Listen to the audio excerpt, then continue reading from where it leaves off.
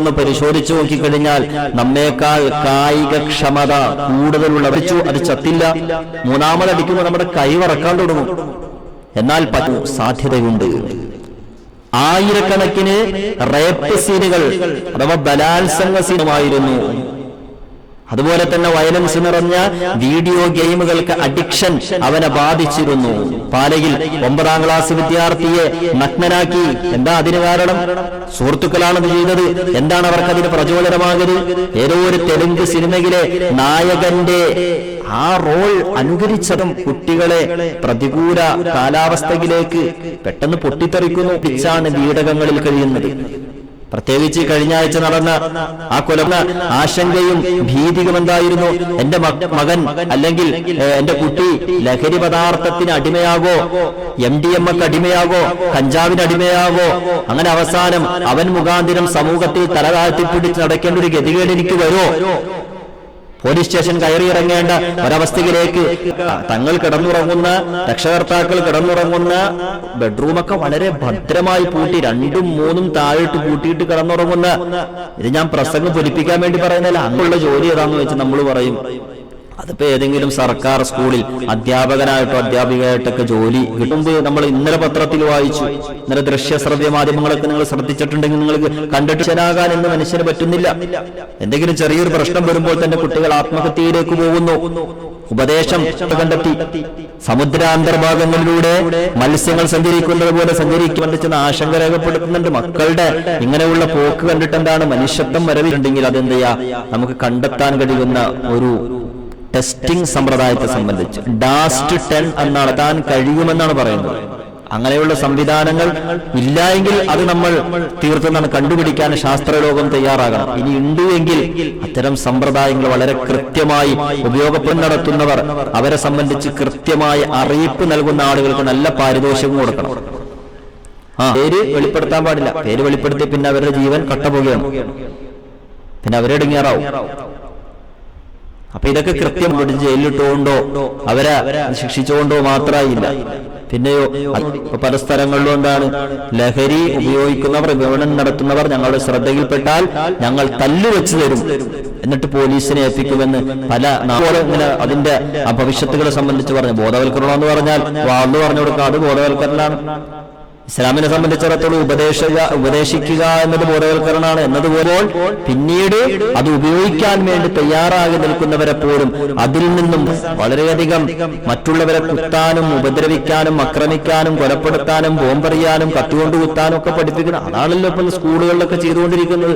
ഇന്ന് മനുഷ്യ മനസ്സുകളിൽ നിന്നും കാരുണ്യം അന്യമായി കൊണ്ടിരിക്കുന്ന, കാരുണ്യം എല്ലാ നിലക്കും എടുത്തുപോയിക്കൊണ്ടിരിക്കുന്ന ഒരു കാലഘട്ടത്തിന്റെ മധ്യത്തിലാണ് പരിശുദ്ധ റമദാനിന്റെ റഹ്മത്തിന്റെ 10 നമ്മിലേക്ക് സമാഗതമായിരിക്കുന്നത്.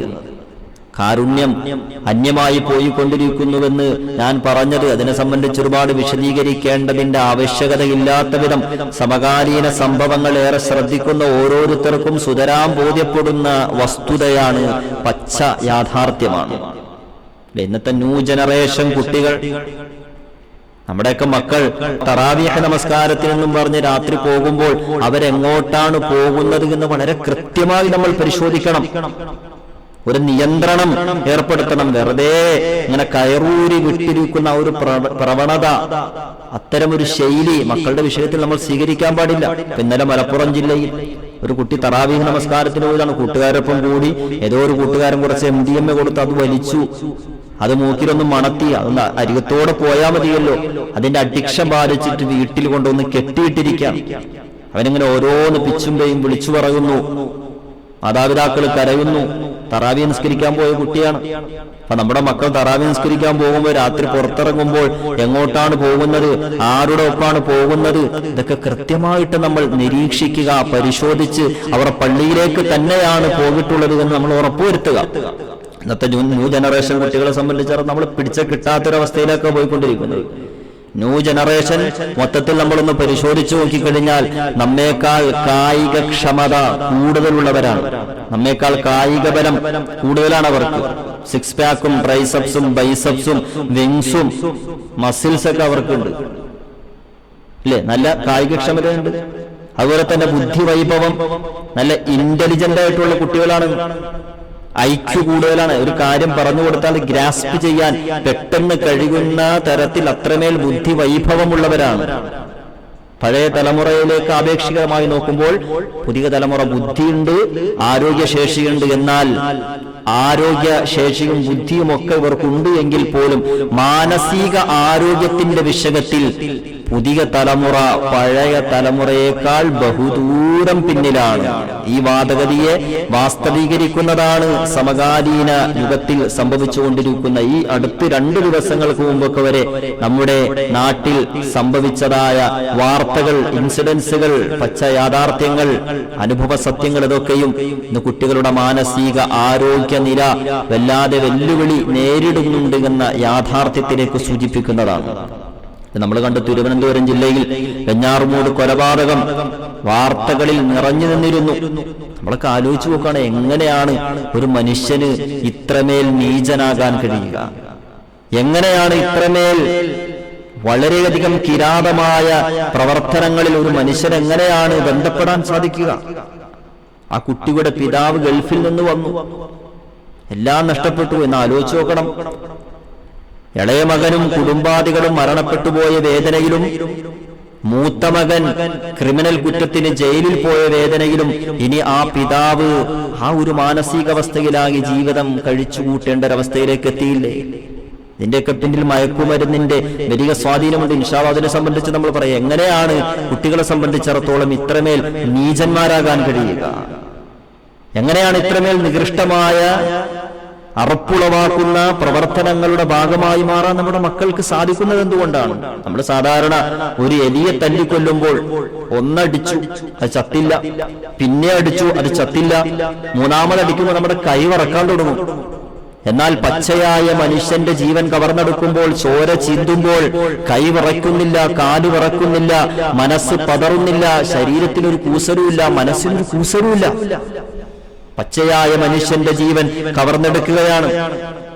ആലോചിച്ചു നോക്കണം, എങ്ങോട്ടാണ് നമ്മുടെയൊക്കെ മക്കൾ പോകുന്നത് എന്ന ആശങ്ക പെരുക്കുന്ന ചോദ്യങ്ങൾ നാം ഓരോരുത്തരുടെയും മനസ്സിൽ നിറയുകയാണ്.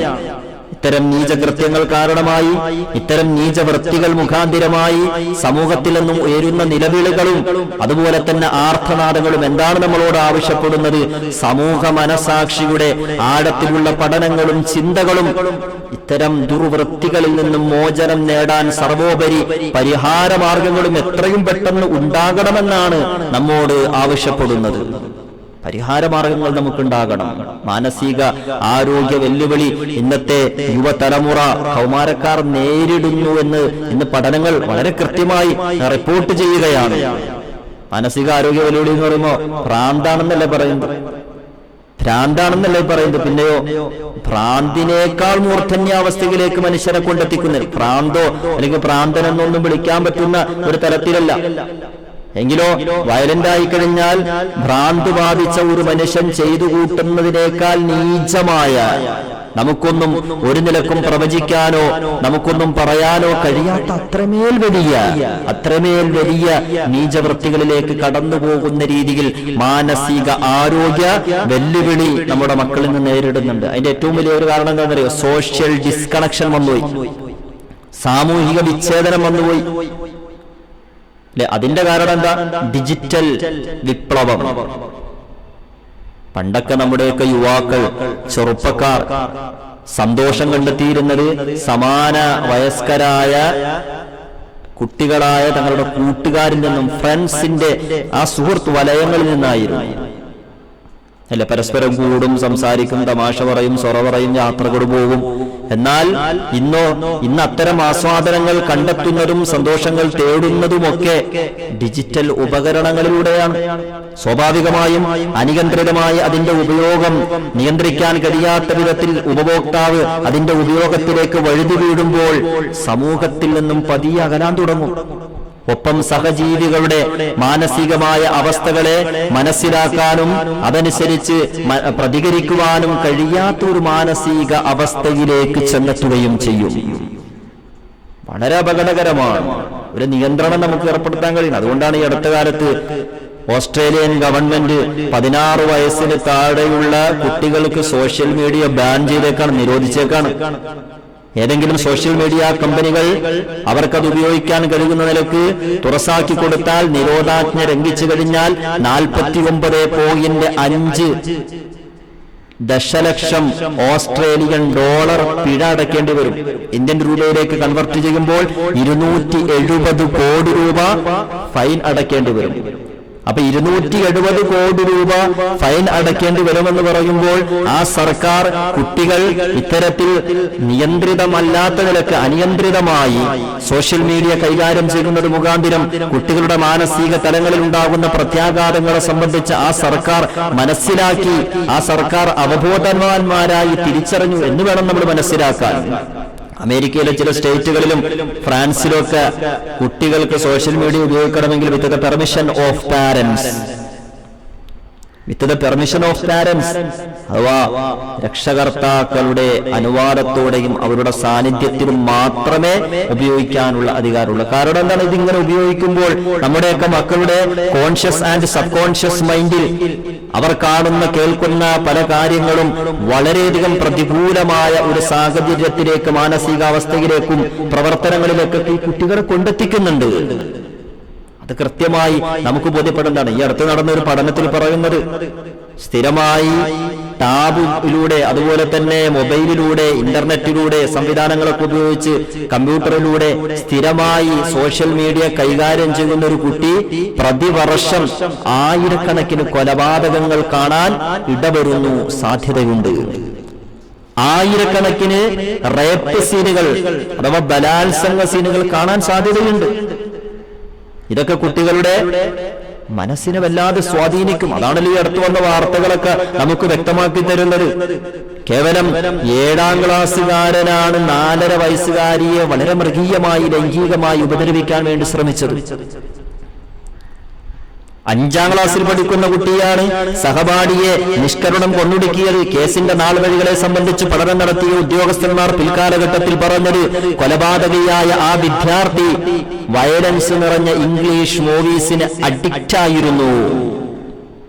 റാംബോ ഫിലിംസ് ധാരാളമായി കാണുമായിരുന്നു. അതുപോലെ തന്നെ വയലൻസ് നിറഞ്ഞ വീഡിയോ ഗെയിമുകൾക്ക് അഡിക്ഷൻ അവനെ ബാധിച്ചിരുന്നു. പാലയിൽ 9ാം ക്ലാസ് വിദ്യാർത്ഥിയെ നഗ്നനാക്കി. എന്താ അതിന് കാരണം? സുഹൃത്തുക്കളാണത് ചെയ്തത്. എന്താണ് അവർക്കതിന് പ്രചോദനമാകരുത്? ഏതോ ഒരു തെലുങ്ക് സിനിമയിലെ നായകന്റെ ആ റോൾ അനുകരിച്ചതാണ്. സിനിമ ഇന്ന് എത്രത്തോളം നമ്മുടെ മക്കളുടെ ജീവിത ശൈലിയൊക്കെ മാറ്റുന്നുണ്ട് എന്ന് നമ്മൾ കൃത്യമായി തിരിച്ചറിയണം. സിനിമ, ലഹരി, ഇതൊക്കെ എന്താണ് വളരെയധികം കുട്ടികളെ പ്രതികൂല കാലാവസ്ഥയിലേക്ക് പെട്ടെന്ന് പൊട്ടിത്തെറിക്കുന്നു, ദേഷ്യപ്പെടുന്നു, പറഞ്ഞാൽ കേൾക്കുന്നില്ല. എല്ലാവർക്കും മക്കളെ സംബന്ധിച്ച് പരാതിയാണ് അല്ലെ? മാതാപിതാക്കളെ സംബന്ധിച്ചിടത്തോളം ഇന്ന് ചില മാതാപിതാക്കൾ വളരെയധികം പേടിച്ചാണ് വീടകങ്ങളിൽ കഴിയുന്നത്. പ്രത്യേകിച്ച് കഴിഞ്ഞ ആഴ്ച നടന്ന ആ കൊലപാതകം, തിരുവനന്തപുരത്ത് വെഞ്ഞാറമൂട് നടന്ന കൊലപാതകത്തിന് ശേഷം പല മാതാപിതാക്കളും വളരെ പേടിച്ചാണ് കഴിയുന്നത്. ഇത്ര നാളുണ്ടായിരുന്ന ആശങ്കയും ഭീതിയും എന്തായിരുന്നു? എന്റെ മകൻ അല്ലെങ്കിൽ എന്റെ കുട്ടി ലഹരി പദാർത്ഥത്തിന് അടിമയാകോ, MDMA അടിമയാകോ, കഞ്ചാവിന് അടിമയാകോ, അങ്ങനെ അവസാനം അവൻ മുഖാന്തിരം സമൂഹത്തിൽ തലതാഴ്ത്തിപ്പിടിച്ച് നടക്കേണ്ട ഒരു ഗതികേട് എനിക്ക് വരുമോ? പോലീസ് സ്റ്റേഷൻ കയറിയിറങ്ങേണ്ട ഒരവസ്ഥയിലേക്ക്, കോടതി വരാന്തകൾ കയറിയിറങ്ങേണ്ട ഒരു അവസ്ഥയിലേക്ക് ഞങ്ങളെ കൊണ്ടെത്തിക്കുമോ എന്ന ഭീതിയായിരുന്നു മാതാപിതാക്കളെ വേട്ടയാടിയിരുന്നത് എങ്കിൽ, സഹോദരങ്ങളെ, സഹോദരിമാരെ, ഇന്ന് അതൊക്കെ മാറി. ഇന്ന് ചിന്തിക്കുന്ന എന്താണ്? ഞങ്ങളുടെ മകൻ ഞങ്ങളെ കൊന്നുകളയുമോ, ഞങ്ങളുടെ മോൻ ഞങ്ങളെ കൊന്നുകളയുമോ? കാരണം അങ്ങനെ ഭീതിപ്പെടുത്താൻ മാത്രം സാഹചര്യം, അത്രമേൽ കലുഷിതമായിട്ടുണ്ട് സാഹചര്യം. ചില വീടകങ്ങളിലൊക്കെ മാതാപിതാക്കൾ വീടൊക്കെ തങ്ങൾ കിടന്നുറങ്ങുന്ന, രക്ഷകർത്താക്കൾ കിടന്നുറങ്ങുന്ന ബെഡ്റൂമൊക്കെ വളരെ ഭദ്രമായി പൂട്ടി 2ഉം 3ഉം താഴിട്ട് പൂട്ടിയിട്ട് കിടന്നുറങ്ങുന്ന, ഇത് ഞാൻ പ്രസംഗം പൊലിപ്പിക്കാൻ വേണ്ടി പറയുന്നില്ല, അങ്ങനെയുമുണ്ട്. കാരണം ഈ മകൻ രാത്രി കയറി വരുന്നത് ലഹരി ഉപയോഗിച്ചിട്ടാണ്. ഇവനെന്താ ചെയ്യുക, ഇവനെങ്ങനെയാ സമീപിക്കുക, ഒന്നും ഒരു നിശ്ചയമില്ല. അതുകൊണ്ട് കുട്ടികളെ ഒരു നിലക്കും പിടിച്ച കിട്ടാത്തൊരവസ്ഥയിലേക്ക് പോയിക്കൊണ്ടിരിക്കുക. ഒരു കാലത്ത് നമ്മളൊക്കെ പറഞ്ഞെന്താ, നമ്മളൊക്കെ ആഗ്രഹിച്ചതെന്താ? ഏറ്റവും എളുപ്പമുള്ള ജോലി ഏതാന്ന് വെച്ച് നമ്മൾ പറയും, അതിപ്പോ ഏതെങ്കിലും സർക്കാർ സ്കൂളിൽ അധ്യാപകനായിട്ടോ അധ്യാപികയായിട്ടൊക്കെ ജോലി കിട്ടുന്നതാ. കാരണം അതാവുമ്പോ എന്താണ്, സുഖാണ്, വലിയ അലച്ചിലില്ല. രാവിലെ ഒരു 10 മണിയോടുകൂടി സ്കൂളിലെത്തിയാൽ വൈകുന്നേരം ഒരു 4:30 തന്നെ എന്ത് ചെയ്യാ, സ്കൂളിൽ നിന്ന് വന്ന് വീട്ടിലേക്ക് വരാം. വൈകുന്നേരവും ഫ്രീ, രാവിലെയും ഫ്രീ. അതുപോലെ തന്നെ സ്കൂളിൽ ഇരിക്കുന്ന സമയത്ത് തന്നെ ഡ്യൂട്ടി ടൈമിൽ തന്നെ 2-3 പീരീഡൊക്കെ ഫ്രീ ടൈമാണ്.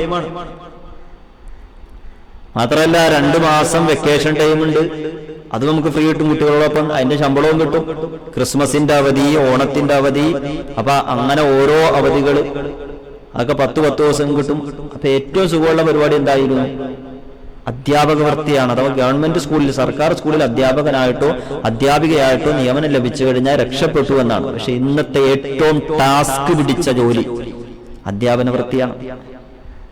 കാരണം മുമ്പിൽ വന്നിരിക്കുന്ന കുട്ടികൾ അവരുടെ മാനസിക അവസ്ഥ പോലും കൃത്യമായിട്ട് ഇന്നത്തെ അധ്യാപകന്മാർക്ക് മനസ്സിലാക്കാൻ കഴിയുന്നില്ല.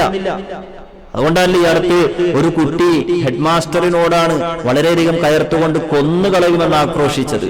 അതൊക്കെ നമ്മുടെ കേരളത്തിൽ നടന്നതല്ലേ, വയനാട് ജില്ലയിൽ. അപ്പൊ അത്തരം അതിക്രമങ്ങൾ 2 ദിവസം മുമ്പ് നമ്മൾ ഇന്നലെ പത്രത്തിൽ വായിച്ചു. ഇന്നലെ ദൃശ്യശ്രവ്യ മാധ്യമങ്ങളൊക്കെ നിങ്ങൾ ശ്രദ്ധിച്ചിട്ടുണ്ടെങ്കിൽ നിങ്ങൾക്ക് കണ്ടിട്ടുണ്ടാവും. ഒരു കുട്ടിയെ സഹപാഠികൾ ചേർന്ന് കൊന്നുകളഞ്ഞു. ഷഹബാസ് എന്നാണ് ആ കുട്ടിയുടെ, അതും വയനാട് ജില്ലയിലാണെന്ന് തോന്നുന്നു. ഇതൊക്കെ നടക്കാണ്. വാസ്തവത്തിൽ ഇന്ന് കുറ്റവാളികളെ നിയന്ത്രിക്കാൻ ഓരോ സ്കൂളുകളിലും പ്രത്യേകം ഫോഴ്സിനെ നിയമിക്കേണ്ട ഒരു എത്തിയിട്ടുണ്ട്. ആഫ്രിക്കയിലൊക്കെ ചില രാജ്യങ്ങളിൽ, ചില സ്കൂളുകളിൽ കുറ്റവാളികളെ നിയന്ത്രിക്കാൻ അധ്യാപകന്മാരല്ല, പ്രത്യേകം ചില ആളുകളെ തന്നെ നിയമിച്ചിട്ടുണ്ട്, ശമ്പളം കൊടുത്ത്. എന്നതുപോലെ നമ്മുടെ നാട്ടിലും അങ്ങനെ നിയമിക്കേണ്ടി വരുന്ന ഒരവസ്ഥയിലേക്കാണ് ഇപ്പൊ കാര്യങ്ങൾ പോയിക്കൊണ്ടിരിക്കുന്നത്. അത്രമേൽ നീചമായി കൊണ്ടിരിക്കുന്നു, അത്രമേൽ മനസ്സുകൾ വളരെയധികം ദുർവൃത്തിയിലേക്ക് പോയിക്കൊണ്ടിരിക്കുന്ന ഒരു സാഹചര്യത്തിലൂടെയാണ് നമ്മൾ കടന്നുപോയിക്കൊണ്ട്. എന്താ ഇതിനൊക്കെ ഒരു പരിഹാരം? ഇന്ന് മനുഷ്യനാകാൻ കഴിയുന്നില്ലല്ലോ. ഒരു മാറ്റം നമുക്ക് വേണം. ഈ മാനസിക ആരോഗ്യത്തിന്റെ വീണ്ടെടുപ്പിലൂടെ മാത്രമേ ഇതിന് പരിഹാരം നമുക്ക് കാണാൻ കഴിയൂ. നമ്മൾ സാക്ഷരത കൈവരിച്ചു. കേരളം 100% സാക്ഷരത കൈവരിച്ച സംസ്ഥാനമാണ്. എഴുത്തിലും വായനയിലും മാത്രം സാക്ഷരത പോരാ. ഇനിയും ഒരു 3 കാര്യത്തിൽ കൂടി കൃത്യമായ സാക്ഷരത നമ്മൾ കൈവരിക്കേണ്ടിയിരിക്കും. മാനസികാരോഗ്യ സാക്ഷരത, നിയമസാക്ഷരത, സൈബർ സാക്ഷരത അടക്കം ഈ 3 കാര്യങ്ങളിൽ കൂടി നമ്മൾ സാക്ഷരത കൈവരിക്കേണ്ടത്. ഇതൊക്കെ എന്താണ് പാഠ്യപദ്ധതിയുടെ ഭാഗമായി അവതരിപ്പിച്ച് അത് കുട്ടികൾക്ക് പഠിക്കാനുള്ള ഒരു കരിക്കുലത്തിന്റെ ഭാഗമായി അവതരിപ്പിച്ച് നമുക്കത് നടപ്പിൽ വരുത്തേണ്ട സമയം അതിക്രമിച്ചിരിക്കുന്നു. ലൈഫ് സ്കിൽ എഡ്യൂക്കേഷൻ അടക്കം ഇതൊക്കെ വിദേശ രാജ്യങ്ങൾ നടത്തി വിജയിച്ചിട്ടുള്ളതാണ്. ലൈഫ് സ്കിൽ എഡ്യൂക്കേഷൻ അഥവാ ഒരു പ്രശ്നം മുമ്പിൽ വരുമ്പോൾ, ഒരു പ്രതിസന്ധി മുമ്പിൽ വരുമ്പോൾ ആ പുതിയ പ്രതിസന്ധിയെ എങ്ങനെയാണ് തരണം ചെയ്യാൻ സാധിക്കുക എന്ന് ഒരു വ്യക്തിയെ പഠിപ്പിക്കുന്ന, അതിനുള്ള ചില കഴിവുകൾ ആർജിച്ചെടുക്കുകയാണ് ഇത്തരം എഡ്യൂക്കേഷൻ സമ്പ്രദായങ്ങളിലൂടെ. അതൊക്കെ നമ്മുടെ നാട്ടിലും കൊണ്ടുവന്ന് വിദ്യാഭ്യാസ കേന്ദ്രങ്ങളിലൊക്കെ സംഘാടനം ചെയ്യാവുന്നതാണ്. കാരണം മനുഷ്യനാകാൻ ഇന്ന് മനുഷ്യന് പറ്റുന്നില്ല. എന്തെങ്കിലും ചെറിയൊരു പ്രശ്നം വരുമ്പോൾ തന്നെ കുട്ടികൾ ആത്മഹത്യയിലേക്ക് പോകുന്നു. ഉപദേശം തീരെ ഇന്നത്തെ മക്കൾക്ക് ഇഷ്ടമല്ല. അവർ പെട്ടെന്ന് ചാടിക്കടിക്കുന്നു, കയർത്ത് സംസാരിക്കുന്നു. മനുഷ്യനാകാൻ കഴിയുന്നില്ല. ശാസ്ത്ര സാങ്കേതിക വിദ്യയുടെ അതിവിദൂരമായ സാധ്യതകളൊക്കെ നമ്മൾ സ്വായത്തമാക്കി. പക്ഷെ ഇപ്പോഴെന്താണ്, നമുക്ക് മനുഷ്യനാകാൻ കഴിയുന്നില്ല. ബർണാക്ഷ പറഞ്ഞതുപോലെ we have learned to fly in the air like birds and dive in the sea like fish, but only one thing remains, to learn to live on earth like human. വാനലോകത്തിന്റെ മേലാപ്പിലൂടെ പക്ഷിപറവാദികളെ പോലെ പാറിപ്പറക്കാൻ നീ പഠിച്ചു. ഭൂമിയുടെ ഉപരിമണ്ഡലത്തിലുള്ള സമുദ്രത്തിന്റെ അന്തർഭാഗങ്ങളിലൂടെ മത്സ്യങ്ങൾ സഞ്ചരിക്കുന്നത് പോലെ സഞ്ചരിക്കാനൊക്കെ നീ പഠിച്ചു അല്ലെ? ആകാശത്തിലൂടെ സഞ്ചരിക്കാൻ, പക്ഷികൾ സഞ്ചരിക്കുന്നത് പോലെ നമ്മൾ സഞ്ചരിക്കാൻ സൂപ്പർ സോണിക് വിമാനങ്ങൾ കണ്ടെത്തി. സമുദ്രാന്തർഭാഗങ്ങളിലൂടെ മത്സ്യങ്ങൾ സഞ്ചരിക്കുന്നത് പോലെ സഞ്ചരിക്കാൻ കഴിയുന്ന തരത്തിലുള്ള പല അന്തർവാഹിനി കപ്പലുകൾ, മുങ്ങിക്കപ്പലുകളൊക്കെ നമ്മൾ കണ്ടെത്തി. പക്ഷേ ഭൂമിയിലൂടെ ഒരു മനുഷ്യനായി നടക്കാൻ നിനക്കെന്തേ സാധിക്കുന്നില്ല? സഹാനുഭൂതിയുള്ള, സ്നേഹമുള്ള, കാരുണ്യമുള്ള, കൃപയുള്ള സഹജീവികളോട് നല്ല നിലക്ക് സഹവർത്തിത്വത്തോടെ സഹകരിക്കുന്ന സമീപിക്കുന്ന ഒരു മനുഷ്യനാകാൻ നിനക്കെന്തേ സാധിക്കുന്നില്ല എന്ന് വർണ്ണാക്ഷ പറഞ്ഞു വെച്ചെങ്കിൽ അങ്ങനെ ഒരു കാലഘട്ടത്തിലൂടെയാ നമ്മൾ കടന്നുപോയിക്കൊണ്ടിരിക്കുന്നത്. അതുകൊണ്ട് കൃത്യമായി നമ്മുടെ സ്കൂളുകളിൽ ഇത്തരം സാക്ഷരതകൾ കൂടി ഇത്തരം വിഷയങ്ങൾ കൂടി പാഠ്യപദ്ധതിയുടെ ഭാഗമായി ഉൾപ്പെടുത്തണം. പല ആളുകളും നമ്മുടെ സ്കൂളുകളെ സംബന്ധിച്ച് ആശങ്ക രേഖപ്പെടുത്തുന്നുണ്ട്. മക്കളുടെ ഇങ്ങനെയുള്ള പോക്ക് കണ്ടിട്ട് എന്താണ് മനുഷ്യത്വം മരവിച്ചു പോകുന്നു, ദയാ കൃപ ഇതൊക്കെ മനസ്സിൽ നിന്നും എടുത്തുമാറ്റപ്പെടുന്നു. ഈ അടുത്ത് റഫീഖ് അഹമ്മദ് സാഹിബ് എന്ന മലയാളത്തിലെ ഗാനരചയിതാവ് അദ്ദേഹം ഫേസ്ബുക്ക് പോസ്റ്റിൽ എഴുതിയത്, ഇനി വരുന്ന ഒരു അധ്യയന വർഷം ഊർജ്ജതന്ത്രവും രസതന്ത്രവും കണക്കുമെല്ലാം നമുക്ക് മാറ്റിവെക്കാം, നമ്മുടെ മക്കളെ മനുഷ്യനാകാൻ പഠിപ്പിക്കാം. ഊർജ്ജതന്ത്രവും രസതന്ത്രവും കണക്കൊക്കെ നമുക്ക് മാറ്റിവെക്കാം. ഇനി വരുന്ന ഒരു വർഷം നമുക്ക് എന്താ നമ്മുടെ മക്കളെ എന്ത് പഠിപ്പിക്കാം? മനുഷ്യനാകാൻ പഠിപ്പിക്കാം. ഹിസ്റ്ററി നമുക്ക് മാറ്റിവെക്കാം. മാത്തമാറ്റിക്സ് ഇനി ഒരു വർഷം പഠിപ്പിക്കണ്ട, ഫിസിക്സ് വേണ്ട, കെമിസ്ട്രി വേണ്ട, ബയോളജി വേണ്ട, ഇംഗ്ലീഷ് വേണ്ട, പിന്നെ നമുക്ക് മനുഷ്യനാകാൻ പഠിക്കാം. മാനുഷിക മൂല്യങ്ങൾ പഠിപ്പിച്ചു കൊടുക്കാം. എങ്ങനെയാണ് സമൂഹത്തിൽ ഇടപെടേണ്ടത്, എങ്ങനെയാണ് മുതിർന്നവരോട് സമീപിക്കേണ്ടത്, എങ്ങനെയാണ് തന്നേക്കാൾ പ്രായം കുറഞ്ഞ ആളുകളോട് ഇടപെടേണ്ടത്, മാതാപിതാക്കളോടെങ്ങനെ, അധ്യാപകന്മാരോടെങ്ങനെ, ഒരു പൊതുവിടത്തിൽ എങ്ങനെ ഇടപെടണം, മറ്റുള്ളവരോട് എങ്ങനെ കാരുണ്യാർദ്രപരമായ സമീപനം സ്വീകരിക്കണമെന്ന് പഠിപ്പിച്ചു കൊടുക്കാമെന്ന അദ്ദേഹത്തിന്റെ ആ ഒരു അഭിപ്രായം 100% അംഗീകരിച്ചു കൊടുക്കേണ്ടത് തന്നെയാണ്. നമ്മുടെ ശാസ്ത്രവും അതുപോലെ തന്നെ ഇംഗ്ലീഷും മാത്തമാറ്റിക്സും ഒരുപാട് പഠിപ്പിച്ച മക്കൾക്ക് ബുദ്ധിയുണ്ട്. പക്ഷെ മാനസിക ആരോഗ്യ വെല്ലുവിളി, മറ്റുള്ളവരെ പരിഗണിക്കാൻ കഴിയാത്ത നിലയിലേക്ക് നമ്മുടെ മക്കളുടെ മാനസികങ്ങൾ മാറിമറിയുന്നു. അങ്ങനെ മാനസിക ആരോഗ്യപരമായ ദൗർബല്യം, അത്തരം ദൗർബല്യം ഉള്ളതിനോടൊപ്പം തന്നെ ലഹരി കൂടി അതിന്റെ ഭാഗമായി മാറുമ്പോൾ പിടിച്ച കിട്ടാത്ത ഒരവസ്ഥയിലേക്ക്, നിയന്ത്രിക്കാൻ കഴിയാത്ത, കൺട്രോൾ ചെയ്യാൻ കഴിയാത്ത ഒരവസ്ഥയിലേക്ക് പോകണം. ഈ അടുത്ത് ഒരു സ്ഥലത്ത് വായിക്കാനിടയായി, ലഹരി ഉപയോഗിച്ചിട്ടുണ്ടെങ്കിൽ അതെന്തെയ്യാ നമുക്ക് കണ്ടെത്താൻ കഴിയുന്ന ഒരു ടെസ്റ്റിംഗ് സമ്പ്രദായത്തെ സംബന്ധിച്ച് ഡാസ്റ്റ് 10 എന്നാണ് അതിനെ പറയുക. ഡ്രഗ്സ് അബ്യൂസ് സ്ക്രീനിങ് ടെസ്റ്റ് എന്നാണ് പറയുക. അഥവാ ഒരാള് ലഹരി ഉപയോഗിച്ചിട്ടുണ്ടെങ്കിൽ 6 മാസം മുമ്പ് വരെ ഉപയോഗിച്ച ലഹരിയുടെ അളവ് പോലും പ്രസ്തുത ടെസ്റ്റ് ഉപയോഗിച്ച് കണ്ടെത്താൻ കഴിയുമെന്നാണ് പറയുന്നത്. അങ്ങനെയുള്ള സംവിധാനങ്ങൾ ഇല്ല എങ്കിൽ അത് നമ്മൾ തീർത്തും കണ്ടുപിടിക്കാൻ ശാസ്ത്രലോകം തയ്യാറാകണം. ഇനി ഉണ്ട് എങ്കിൽ അത്തരം സമ്പ്രദായങ്ങൾ വളരെ കൃത്യമായി ഉപയോഗപ്പെടുത്തണം. നമ്മുടെയൊക്കെ വിദ്യാഭ്യാസ സ്ഥാപനങ്ങളിലൊക്കെ അത്തരം ചികിത്സ, അത്തരം ടെസ്റ്റ് സമ്പ്രദായങ്ങൾ കൊണ്ടുവരണം. ഓരോ കോളേജുകളിലും സ്കൂളുകൾ കേന്ദ്രീകരിച്ചുണ്ടാകണം. കല്യാണം കഴിക്കുമ്പോൾ വധുവിനെയും വരനെയും ടെസ്റ്റ് ചെയ്യണം. ആഫ്രിക്കൻ രാജ്യങ്ങളിലൊക്കെ കല്യാണം ഉറപ്പിച്ച ആദ്യത്തെ ടെസ്റ്റ് എയ്ഡ്സ് ഉണ്ടോ എന്നുള്ള ടെസ്റ്റാണ്. ഒരു ചെറുക്കന് ഒരു പെണ്ണിനെ ഇഷ്ടപ്പെട്ടാൽ പിന്നെ ടെസ്റ്റ് എന്താ? പിന്നെ ഇവര് തമ്മിൽ എന്താണ് കല്യാണം കഴിക്കാൻ കഴിയുന്ന ഒരു തലത്തിലാണോ എന്നറിയാൻ വേണ്ടി എയ്ഡ്സ് ഉണ്ടോ എന്ന് ടെസ്റ്റ് ചെയ്യും. കാരണം അവിടെ ആ രോഗം കൂടുതലാ. എന്നപോലെ ഇവിടെ മയക്കുമരുന്നിന്റെ ഉപയോഗം കൂടുതലാ. അതുകൊണ്ട് എല്ലാ മേഖലകളിലും ഇത്തരം ടെസ്റ്റുകൾ ഉണ്ടാകേണ്ടതുണ്ട്. മാത്രമല്ല അതുപോലെ തന്നെ ലഹരി ഉപയോഗിക്കുന്നവർ, അത് വിപണനം നടത്തുന്നവർ, അവരെ സംബന്ധിച്ച് കൃത്യമായ അറിയിപ്പ് നൽകുന്ന ആളുകൾക്ക് നല്ല പാരിതോഷികം കൊടുക്കണം. ചില വിദേശ രാജ്യങ്ങളിലൊക്കെ എന്താണ് അത്തരം അറിയിപ്പുകൾക്ക് വലിയ പാരിതോഷങ്ങളുണ്ട്. മാത്രമല്ല അവരുടെ പേര് വെളിപ്പെടുത്താൻ പാടില്ല. പേര് വെളിപ്പെടുത്തി പിന്നെ അവരുടെ ജീവൻ കട്ടപോകുകയാണ്, പിന്നെ അവരിടങ്ങേറാവും. അപ്പൊ ഇതൊക്കെ കൃത്യമായിട്ട് നമ്മൾ ചെയ്യേണ്ടതാണ്. ലഹരിയുമായി ബന്ധപ്പെട്ട് നമ്മൾ പറയുമ്പോൾ ഏതെങ്കിലും 2 പിള്ളേരെ പിടിച്ചുകൊണ്ട് മാത്രമായില്ല. അത് എവിടെ, അതിന്റെ സോഴ്സ് കണ്ടെത്തണം. മാരക രോഗം ബാധിച്ച ഒരാളുടെ രോഗം എവിടെയാണ് എന്ന് നോക്കിയിട്ട് റേഡിയേഷൻ ചെയ്യുമ്പോൾ ആ രോഗത്തിന് ഒരു ശമനം ഉണ്ടാവുകയുള്ളൂ. അല്ലെങ്കിൽ അതെന്തെങ്കിലും പടർന്ന് ബാധിച്ച് ശരീരത്തിന്റെ 90-95% ഭാഗത്തേക്ക് ബാധിച്ച് അത്തരം രോഗങ്ങൾ കൊണ്ട് മരിച്ചു പോകുമെന്നതുപോലെ ഇന്ന് ലഹരി ഇങ്ങനെ സർവ്വവ്യാപിയായി മാറുമ്പോൾ അതിന്റെ സോഴ്സ് അത് എവിടെ നിന്ന് വരുന്നു? കുറച്ച് കുട്ടികളെ മാത്രം പിടിച്ച് ജയിലിട്ടുകൊണ്ടോ അവരെ ശിക്ഷിച്ചുകൊണ്ടോ മാത്രമായില്ല. പിന്നെയോ അതിന്റെ സോഴ്സ് കണ്ടെത്താൻ വേണ്ടി ഗവൺമെന്റ് സംവിധാനങ്ങൾ ഉണർന്ന് പ്രവർത്തിക്കണം. നാട്ടുകാർ ഉണർന്ന് പ്രവർത്തിക്കണം. നാട്ടുകാർ കുറച്ചൊക്കെ ഉണർന്നു തുടങ്ങി. ഇപ്പൊ പല സ്ഥലങ്ങളിലും എന്താണ് ലഹരി ഉപയോഗിക്കുന്നവർ, വിപണനം നടത്തുന്നവർ ഞങ്ങളുടെ ശ്രദ്ധയിൽപ്പെട്ടാൽ ഞങ്ങൾ തല്ലുവെച്ച് തരും, എന്നിട്ട് പോലീസിനെ ഏൽപ്പിക്കുമെന്ന് പല നാടുകളിൽ ഫ്ലക്സ് ബോർഡുകൾ ഉയർന്നു തുടങ്ങി. അപ്പൊ നമ്മുടെയൊക്കെ ഏറ്റവും വലിയ ഒരു വിശ്വാസം എന്തായിരിക്കണം? എന്റെ മകൻ വഴി വിളക്കൂല എന്ന് നമ്മൾ ഒരിക്കലും ധരിക്കരുത്.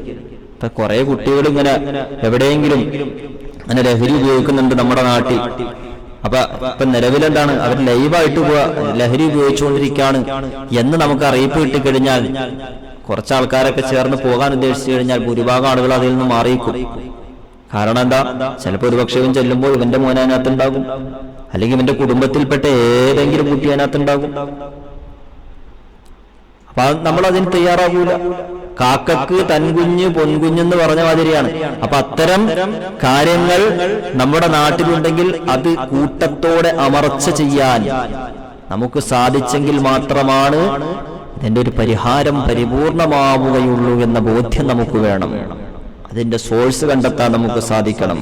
എന്റെ മകൻ വഴി പിഴയ്ക്കൂല എന്ന് പറഞ്ഞ അത്തരം കാര്യങ്ങൾ, അത്തരം ഓവറായിട്ടുള്ള സെൽഫ് കോൺഫിഡൻസ് മക്കളെ സംബന്ധിച്ച് ആത്മവിശ്വാസം ഉണ്ടാകാൻ പാടില്ല. അതുപോലെ തന്നെ ബോധവൽക്കരണം ഉണ്ടാകണം ഈ മേഖലയിൽ. എപ്പോഴും ഇങ്ങനെ അതിന്റെ ആ ഭവിഷ്യത്തുകളെ സംബന്ധിച്ച് പറഞ്ഞു. ബോധവൽക്കരണം എന്ന് പറഞ്ഞാൽ വാർന്നു പറഞ്ഞു കൊടുക്കുക, അത് ബോധവൽക്കരണമാണ്. ഇസ്ലാമിനെ സംബന്ധിച്ചിടത്തോളം ഉപദേശിക്കുക എന്നത് ബോധവൽക്കരണമാണ്. എന്നതുപോലെ തന്നെ മാതൃകാപരമായി ശിക്ഷിക്കുക അതും ബോധവൽക്കരണമാണ് ഇസ്ലാമിൽ. ഇസ്ലാം വാത് പറഞ്ഞു കൊടുക്കണം മാത്രം അതല്ല, പിന്നെയോ അത് വാത് പറഞ്ഞിട്ട് പിടിച്ചു കിട്ടിയില്ല എങ്കിൽ അടുത്ത ബോധവൽക്കരണത്തിന്റെ മാർഗം എന്താ, മാതൃകാപരമായി അവരെ ശിക്ഷിക്കുക എന്നുള്ളതാണ്. അങ്ങനെ ശിക്ഷിക്കുമ്പോൾ പിന്നീട് അത് ഉപയോഗിക്കാൻ വേണ്ടി തയ്യാറാകി നിൽക്കുന്നവരെ പോലും അതിൽ നിന്നും പരിപൂർണമായും പിന്നിലേക്ക് വലിക്കാൻ സാധിക്കും. അതാണ് ഇസ്ലാം മുന്നോട്ട് വെക്കുന്നത്. അപ്പൊ ഇത്തരം കാര്യങ്ങളൊക്കെ വളരെ ശ്രദ്ധിക്കേണ്ടതാണ്. അതുപോലെ തന്നെ ഇന്ന് ഇറങ്ങുന്ന സിനിമകൾ, ലഹരി ഇന്നിറങ്ങുന്ന സിനിമകൾ ഒക്കെയും കുട്ടികളെ വളരെയധികം ദുഷിപ്പിലേക്ക് നയിക്കുന്നതാണ്. മലയാളത്തിന്റെ പ്രിയനടൻ ജഗദീഷ് പറഞ്ഞ എന്താണ്, മോസ്റ്റ് വയലൻസ് ചിത്രങ്ങൾ കണ്ടാൽ ഏതെങ്കിലും ഒരു വ്യക്തിയിൽ അവന് അതിക്രമം ചെയ്യാനുള്ള വാസന ഉണ്ടാകുമെന്ന് വന്നാൽ അത് അവർ കാണരുതെന്നാണ്. ഇന്ന് ഇറങ്ങിയ പല സിനിമകളും അങ്ങനെയാണ്. മോസ്റ്റ് വയലൻസ് ആണ്. വളരെയധികം മറ്റുള്ളവരെ കുത്താനും ഉപദ്രവിക്കാനും ആക്രമിക്കാനും കൊലപ്പെടുത്താനും ബോംബെറിയാനും കത്തുകൊണ്ട് കുത്താനും ഒക്കെ പഠിപ്പിക്കുന്നത്. അതാണല്ലോ ഇപ്പം സ്കൂളുകളിലൊക്കെ ചെയ്തുകൊണ്ടിരിക്കുന്നത്. ഇതൊക്കെ കുട്ടികളെ സംബന്ധിച്ചിടത്തോളം കുട്ടികളുടെ ഒരു ശൈലി എന്താ, പഠിക്കുമോനെ എന്ന് പറഞ്ഞാൽ പിള്ളേര് പഠിക്കൂല. പിള്ളേര് കണ്ടു പഠിക്കുന്നത് എന്താണ്, കണ്ടും കേട്ടും അനുഭവങ്ങളിലൂടെയൊക്കെയാണ്, സമൂഹത്തിൽ നിന്ന് കാണുന്നതും വീട്ടിൽ നിന്ന് കാണുന്നതൊക്കെയാണ് കുട്ടികൾ പകർത്തുക. അപ്പൊ ആ വിഷയം നമ്മൾ വളരെയധികം ശ്രദ്ധിക്കേണ്ടതാണ്. അത്തരം സിനിമകൾ സിനിമകളെ നമുക്ക് പാടില്ല എന്നുള്ളതാണ്. സിനിമകൾ ഒന്നും ശരിയല്ലല്ലോ. സിനിമകൾ ഇന്നിപ്പോ എന്താണ്, ചില യുക്തിവാദികൾ പറയാറുണ്ട് ഇത് മതമാണ് പ്രശ്നം, മതഗ്രന്ഥങ്ങളാണ് പ്രശ്നം, അതുകൊണ്ട് മതം നിരോധിക്കണം, മതഗ്രന്ഥങ്ങൾ നിരോധിക്കണം. അല്ലെ യുക്തിവാദികൾ ഉന്നയിക്കുന്ന അതിൽ തന്നെ പരിശുദ്ധ ഇസ്ലാം എന്ന മതം പരിപൂർണമായിട്ടും നിരോധിക്കണം. ഇസ്ലാമിന്റെ അടിസ്ഥാന പ്രമാണമായ ഖുർആൻ നിരോധിക്കണം. ഇസ്ലാമിന്റെ അടിസ്ഥാന പ്രമാണമായി രണ്ടാമതായി ഗണിക്കപ്പെടുന്ന ഹദീസ് നിരോധിക്കണം. നാട്ടിലുള്ള തെറ്റുകുറ്റങ്ങൾക്ക് കാരണം ഇസ്ലാമാണ്, മതാണെന്നാണ് അവർ പറഞ്ഞു വെക്കുന്നത്. എന്നാൽ ഇത്രമേൽ യുവാക്കളെയും കൗമാരപ്രായക്കാരെയും ദുഷിപ്പിലേക്കും അശ്ലീലതകളിലേക്കും ആഭാസങ്ങളിലേക്കും അക്രമങ്ങളിലേക്കും കൊണ്ടെത്തിക്കാൻ പ്രേരിപ്പിച്ചുകൊണ്ടിരിക്കുന്ന, പ്രചോദനം നൽകിക്കൊണ്ടിരിക്കുന്ന സിനിമകൾ നിരോധിക്കണമെന്ന് ഏതെങ്കിലും യുക്തിവാദി പറയോ? സിനിമകൾ നിരോധിക്കണമെന്ന് ഏതെങ്കിലും നാസ്തികൻ പറയൂല. കാരണം ഇവിടെ എന്താണ്, ഇത്തരം അശ്ലീലതകളും ആഭാസങ്ങളും സാർവത്രികമാക്കി തീർക്കുക എന്നത് അവരുടെ അജണ്ടയാണ്. അതുകൊണ്ട് ഞാൻ പറഞ്ഞു വന്നത്, സഹോദരങ്ങളെ, വളരെയധികം നമ്മുടെ മക്കളെ ശ്രദ്ധിക്കേണ്ട ഒരു സാഹചര്യത്തിലൂടെയാണ് കടന്നു പോകുന്നത്. ഈ റമദാനിന്റെ ആ ചൈതന്യം ഉൾക്കൊണ്ട് നമ്മുടെ മക്കളെ ജീവിക്കാൻ നമ്മൾ പ്രാപ്തരാക്കിയെടുക്കുക. ഇതിലൂടെ നമുക്കൊരു മക്കൾക്ക് നല്ല മാറ്റം ഉണ്ടാകും. ഇതിലൂടെയൊക്കെ ഒരു മാറ്റം നമുക്കുണ്ടാകും. അവരെ കൊണ്ട് നോമ്പ് പിടിപ്പിക്കുക പ്രായപൂർത്തിയായി കഴിഞ്ഞാൽ. പക്ഷെ ചില ഉമ്മമാര്, ചില വാപ്പമാര് ഇപ്പൊ മക്കളെന്താണ് 10ാം ക്ലാസ്സിലാണ് പഠിക്കുന്നത്, +2ലാണ് പരീക്ഷ. ഇപ്പൊ പരീക്ഷ നടന്നുകൊണ്ടിരിക്കുകയാണ്. തിങ്കളാഴ്ച മുതൽ പരീക്ഷയാണ്, നാളെ ഒരു പരീക്ഷയാണ്. അല്ലാഹു തആല നമ്മുടെ മക്കൾക്കൊക്കെ നല്ല ഉന്നതമായ വിജയം പ്രദാനിക്കുമാറാകട്ടെ. അപ്പൊ നമ്മളെന്താ ചെയ്യാ, അവരെ കൊണ്ട് നോമ്പ് പിടിപ്പിക്കുക. പരീക്ഷയല്ലേ മോനെ, നീ നോമ്പ് പിടിക്കണ്ട, കുട്ടി എന്നാണ് അവരെ സംബന്ധിച്ച് പറയുന്നത്. കുട്ടി എന്നൊക്കെ നമുക്ക് വാത്സല്യത്തോടെയൊക്കെ വിളിക്കാം. പക്ഷെ 15 വയസ്സുകാരനും 16 വയസ്സുകാരനും 17 വയസ്സുകാരനും 18 വയസ്സുകാരനും അത് ആൺകുട്ടിയാകട്ടെ പെൺകുട്ടിയാകട്ടെ അവരെന്താണ് കുട്ടി എന്ന് അവരെ സംബന്ധിച്ച് പറയാം. വാത്സല്യത്തോടെയൊക്കെ നമുക്ക് വിളിക്കാം. പക്ഷെ കുട്ടിപ്രായമൊക്കെ കഴിഞ്ഞു പോയി, അവർ പ്രായപൂർത്തിയായവരാണ്. അതുകൊണ്ട് അവരെ കൊണ്ട് നോമ്പ് പിടിപ്പിക്കുക, അവരെ തന്നെ ഖുർആൻ ഓതിപ്പിക്കുക, അവരെ തന്നെ മറ്റ് ദീനിയായ കാര്യങ്ങളുമായി ബന്ധപ്പെടുക, പള്ളികളിലൊക്കെ നടക്കുന്ന ക്ലാസ്സുകളിൽ, ജമാഅത്ത് നമസ്കാരങ്ങളിൽ, തറാവീഹ് നമസ്കാരങ്ങളിലൊക്കെ പങ്കെടുപ്പിക്കുക. തറാവീഹ് നമസ്കാരത്തിന് പോകുമ്പോൾ അവരങ്ങോട്ട് തന്നെയാണോ പോകുക എന്ന് ഉറപ്പുവരുത്തുക.